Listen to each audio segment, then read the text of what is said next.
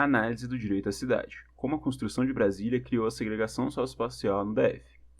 Nós fazemos parte do PET Ciência Política da Universidade de Brasília, onde temos como pesquisa central o estudo sobre direito à cidade. Fazemos parte do eixo de mobilidade urbana e segregação socioespacial, que busca entender os mecanismos segregatícios das cidades e como isso influencia nos problemas de mobilidade urbana. Participaram desse artigo os petianos e petianas Ana Luísa Alvarenga de Santana, Beatriz Pessoa Pinheiro, Pedro Henrique Queiroz, Rafael de Souza Santos, Tainá Maria Carvalho e Thales Miroma Reis Gomes.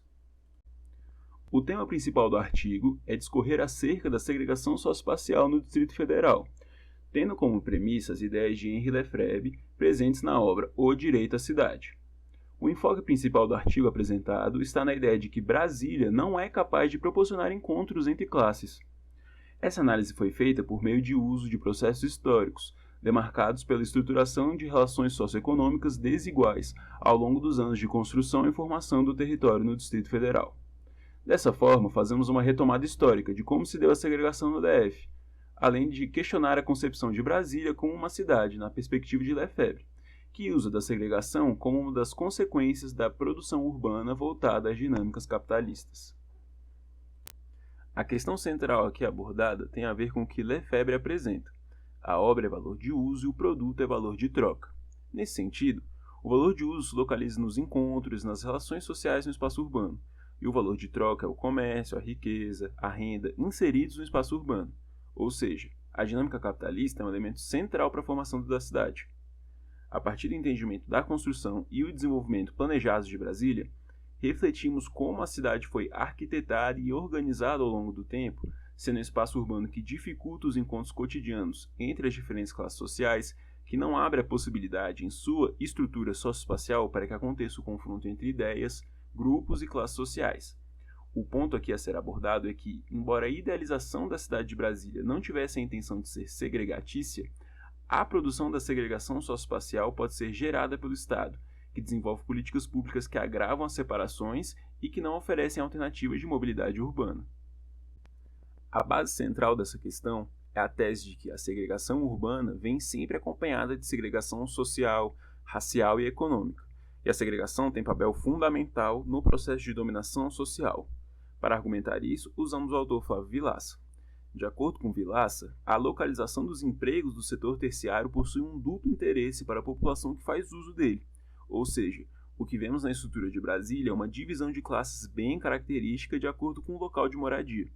Enquanto os grupos de pessoas majoritariamente brancas e de classe média alta ocupam espaços mais próximos do centro, pessoas em sua maioria negras e com poder aquisitivo baixo ficam alocadas em regiões distantes do centro da cidade.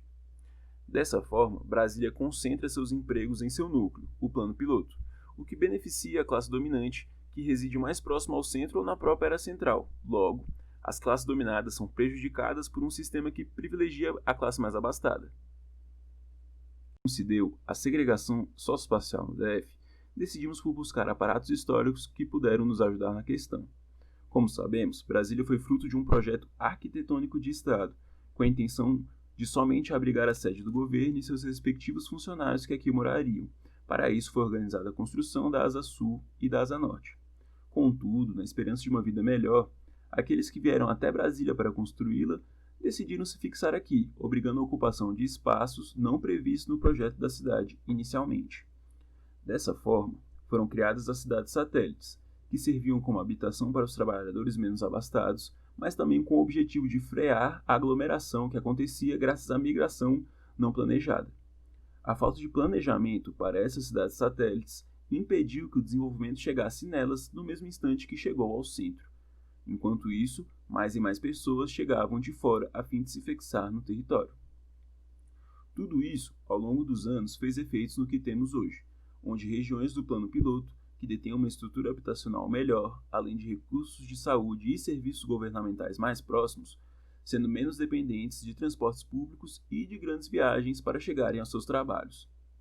Além disso, a maioria dos espaços de lazer em Brasília se encontra no plano piloto, o que nos faz voltar ao ponto central apresentado no início, que afirma que a cidade não foi construída com a intenção de ser um ponto de encontro entre os habitantes. Portanto, podemos concluir que, embora Brasília tenha sido planejada, ela é incapaz de dar toda a sua população a mesma vivência, devido a problemas organizacionais e segregatícios. O que falta em Brasília é o principal, de acordo com o ideal de cidade para Lefebvre: ser uma cidade que motive e garanta o encontro entre classes sociais.